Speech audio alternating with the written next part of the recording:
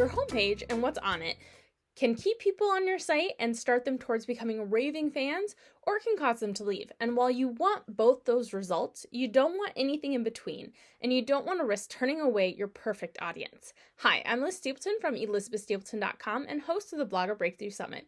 Welcome to the Blogger Breakthrough Summit podcast. In today's episode, I'm sharing some knowledge dropped by Theresa, a copywriting all-star, during the 2021 Blogger Breakthrough Summit. So let's get to it. I get so excited to talk about business. You've no idea. And copy is just the best. The copy is the best tool because it's using the English language. It's something that's already at your disposal. I think people It's so powerful. It's powerful, but I think copy gets so overcomplicated because of things like thesauruses and people that like to sound smart. So my first copy tip, this is our bonus tip. I'm not even on tip number 1. So we'll start with a bonus tip. Bonus pre-tip tip is going to be that I want you to throw out your ologies, your isms, and your ations. And so what are these ologies, isms, and ations? They're suffixes which indicate that you're using words that you probably don't need to be using and that your language needs to be simpler. And so this is not to say that you should picture that everybody that reads your website's like 5 years old, but like I want you to realize that when something is an easy word, like if you say, Liz, I got a cat, I'm like, okay, that's great. That's perfect. Mm-hmm. But if you say, Liz, I got a feline, my brain actually has to take an extra step to process the word feline because it's not as easy as cat.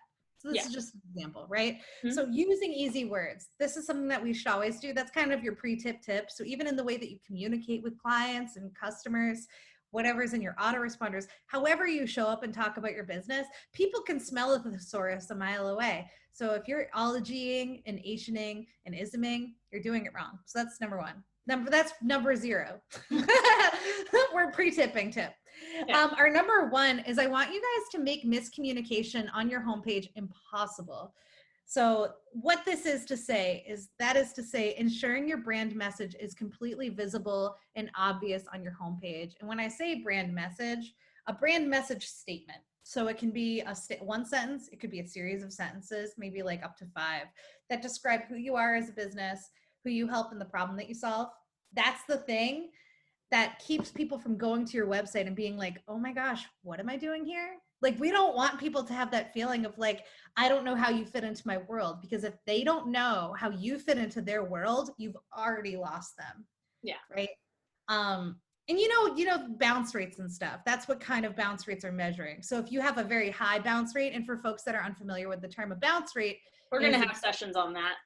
Yeah. You'll have SEO sessions and analytics and all that good stuff. Yes.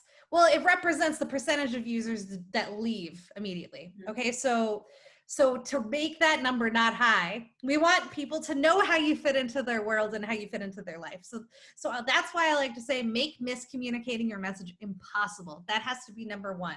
If you take nothing away, there's a reason why I said it first. Okay, hopefully this episode has helped to provide some clarity on how to craft the copy on your homepage. Be sure to join me next time when we dive into tripwires and how they actually help your business. It's probably not what you think. Catch you next time.